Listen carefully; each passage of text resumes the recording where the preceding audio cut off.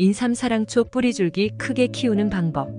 사랑초는 하트를 닮은 잎으로 사랑과 애정의 상징으로 여겨지는데요. 작고 귀여운 초록색의 작은 잎들과 특색 있는 다양한 꽃들로 인해 많은 분들이 키우고 구분 나눔을 하는 식물입니다. 특히 인삼사랑초는 멋진 뿌리줄기로 인해 아프리카 식물 같은 모습을 보여줍니다. 첫 번째, 사랑초와 괭이밥의 차이점. 괭이밥은 길가에 흔하게 널려 있고 재미로 네잎클로버를 찾아보는 식물로 번식력이 매우 좋은 잡초에 속합니다. 고양이가 배탈이 났을 때 뜯어먹는다고 하여 고양이밥 즉 괭이밥이라는 명칭이 붙은 것인데요. 저도 어렸을 적에 호기심에 뜯어먹었던 기억이 있는데 삽샤름한 맛으로 먹기에 괜찮았습니다. 한방에서는 괭이밥을 초장초라고 하여 설사, 황달, 토혈, 치질, 옴 등을 치료하는 데 효과가 있는 것으로 알려졌는데요. 샵싸름한 맛은 항산화 성분으로 해독과 살충 효과를 얻을 수 있습니다. 또한 독성이 없으므로 뜯어서 샐러드로 활용하거나 말려서 차로 활용할 수도 있는데요. 괭이밥과 사랑초의 차이점이라면 구분을 들 수 있습니다. 괭이밥은 씨로 번식하며 뿌리와 줄기를 깊고 넓게 뻗쳐나가며 자라게 됩니다.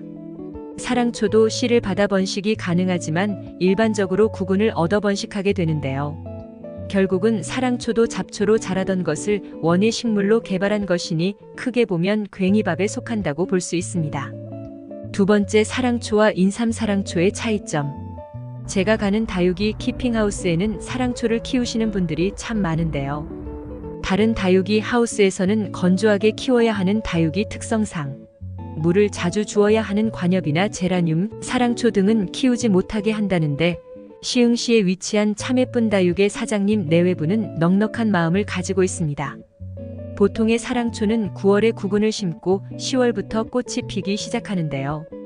그리고 이듬해 4월 꽃이 지고 6월 말 장마가 시작되기 전에 번식한 구근을 캐내어 통풍이 잘 되는 곳에 보관한 후 9월이 되면 또다시 심기를 반복해줍니다.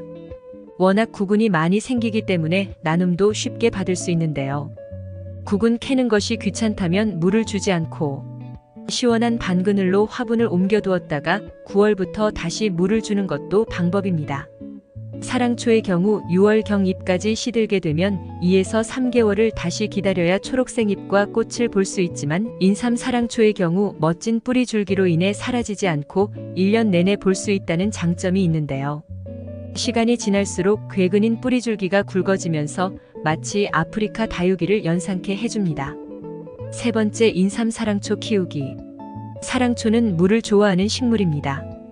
인삼사랑초의 경우는 일반 사랑초에 비해 물을 아껴야 괭인이 물러지는 것을 방지할 수 있는데요. 사랑초가 5일에 한 번씩 물을 주는 환경이라면 인삼사랑초는 겉흙이 마른 후 이틀 정도를 더 지켜보고 물을 주는 것이 안전합니다. 하지만 생명력이 워낙에 강한 괭이밥의 후손이기 때문에 과습이 되더라도 쉽게 무르지 않고 잘 극복하는 모습을 보여줍니다. 햇빛과 통풍이 받쳐주는 곳에서 물만 잘 챙겨주신다면 무탈하게 잘 키워낼 수 있습니다. 사랑초를 심는 흙은 상토 100%를 사용하게 되는데요. 물 빠짐을 위하여 상토 8에 마사토 1, 펄라이트 1 정도를 섞어서 심어주는 것도 좋습니다. 생육하기 좋은 온도는 16도에서 25도이며 겨울에는 10도 이하로 내려가지 않아야 잎이 시들지 않는데요. 너무 덥거나 추워지면 인삼사랑초도 휴면기를 갖게 됩니다. 네 번째, 잎이 전부 사라졌다. 인삼사랑초가 잎도 내고 꽃도 피우고 하더니 9월경 괭은만 남겨놓고 잎이 전부 시들어버렸습니다. 저뿐만 아니라 지인도 잎이 다 사라져서 죽은 줄 알고 따로 분리시켜 놓았다고 하는데요. 하지만 10월경 찬바람이 부니 죽은 줄 알았던 아이들의 뿌리줄기에서 새로운 잎들이 쑥쑥 올라오기 시작했습니다. 여름 무더위가 너무 길어지다 보니 가을이 오기를 기다리다 지쳐 잠시 휴면기에 들어가지 않았나 여겨지는데요. 그래도 한 달도 안 되어 다시 잎을 올려주는 것을 보며 참 강인한 식물임을 느끼게 합니다.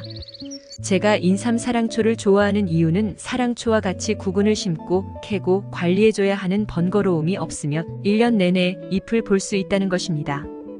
구근 관리가 힘드시다면 인삼사랑초를 키워보시는 것도 색다른 재미를 느낄 수 있습니다.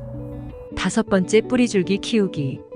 인삼사랑초의 뿌리줄기를 크게 키우기 위해서는 흙에 묻어두고 물과 영양을 충분히 주며 키우는 것이 중요한데요. 어느 정도 뿌리줄기가 형성되었다면 분갈이시 조금씩 위로 올려서 심어줍니다. 통통한 뿌리줄기를 원한다면 분재와 같이 깊이가 얕은 넓은 화분에 심어주는 것이 방법입니다. 구근이 아닌 씨로 번식하는 특성으로 인해 기핑장의 다육이 화분마다 인삼사랑초가 자라고 있어 웃음을 안겨주는데요. 뿌리 성장이 워낙에 좋은 만큼 매니아님들은 다육이들을 지키기 위해 뽑아서 버리는 중입니다. 하지만 날라와서 자라주는 인삼사랑초가 귀엽고 사랑스러운데요. 몇 아이는 잘 캐내어 인삼사랑초 분재로 멋지게 키워보려고 합니다.